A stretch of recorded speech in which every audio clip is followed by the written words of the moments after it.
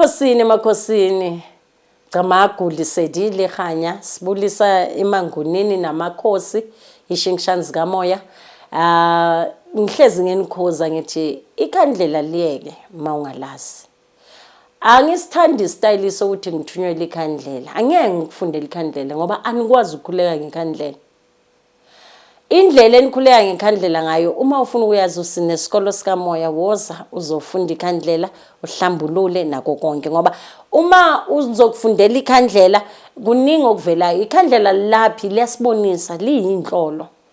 lasixwayisa ngezinto ezenzakalayo so abantu they think ukuthi linamandla yebo ikhandlela elibovu ngalwa ngalo kodwa lizokubonisa ukuthi impi yakho ikuphi kuphela yebo bazophakama ingelosi zempi kodwa ekugcineni kwamele ulazi ikhandlela ukuthi ulisebenzisa kanjani ngoba abathakathi yibo abalishayayo babona impilo zenu ngayo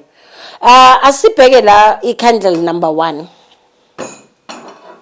ikhandlela number 1 la sibona umuntu olayite ikhandlela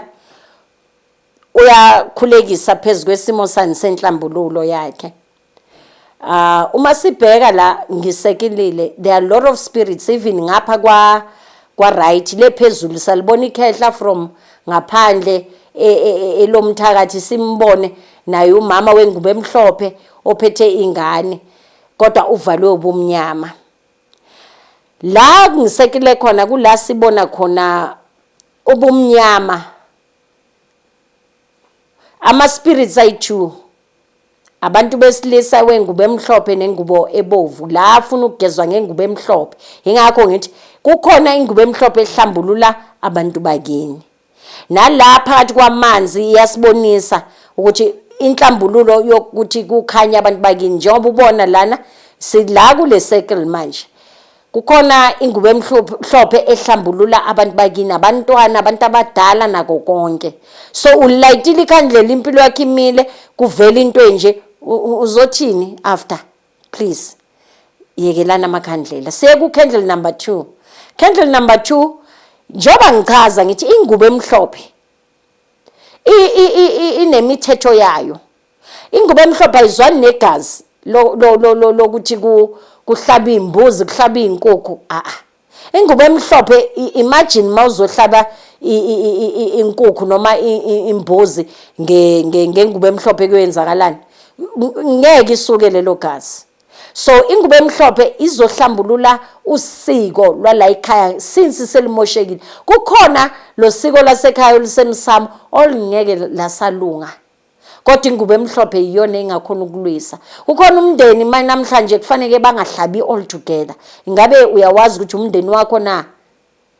njengoba sweni lokungizitshela ukuthi ukuyenza umsebenzi wokuhlaba ukulungisa edlozini ayihambi kanjalo edlozini makube kukhona isithwalo esike saba khona kubokhokho kwaba khona osasichubekisa izonilimaza ngoba ekuhlabeni kwakho uzobe ukhulisa leso silwane so la sibona ingubo emhlophe imisa phezulu kwesimo sokuhlaba la emsamo la ekhaya seku candle number 3 uyakhuleka into zakho zivalekile uyazibuza kanti hayi kunalento le yeyidliso lengikhala ngayo engayifuni lento yokuthakatha umuntu wesilisa lana siboniswa umbhedo phezulu kwesimo sobumnyama ukuthi kukhona la ukhejwe khona abantu basebenzisa ingidi basebenzisa imipopi yokuvala ama relationship la it's a ritual eyenziwe kwaboshwa wena nalowo muntu ozwana naye ubophiwe kahle kahle now mawuboshiwe kanjalo siboniswa ukuthi naye lo muntu lo okubophile kuhambe kwaba nengane naye so uyenza njani indaba enjalo ngoba uyophika ukuthi angiyenza ngeritual so ila isibonisa khona ukuthi kune ritual ye bayibizani isibopho sothando laba bayenza ikhonkwane zothando abanye bayenza izinto zona zeingidi akuvalele engidini omunye akuvalele kusho ukuthi ahlanganisa impophi wesilisa nowesifazane izinto ezimbi lezenizenzayo sibuye ke siye ku candle number 4 la siyobona khona isimo sengane uyakhuleka so asithi ucelisa ukuya emanzini ukuthi ngabe ngiyohlambululana emanzini kuvele isithombe esinje kula uzobona khona ukuthi hayi kunoyingane ilati lomntana le mntana phezulu usesenegazi umntana akakahlanjululwa omunye ngathi flower omunye athi yekelana amakhandlela azonilimaza noma isikolo sikamoya sikhona emakhosini akuyokhanya.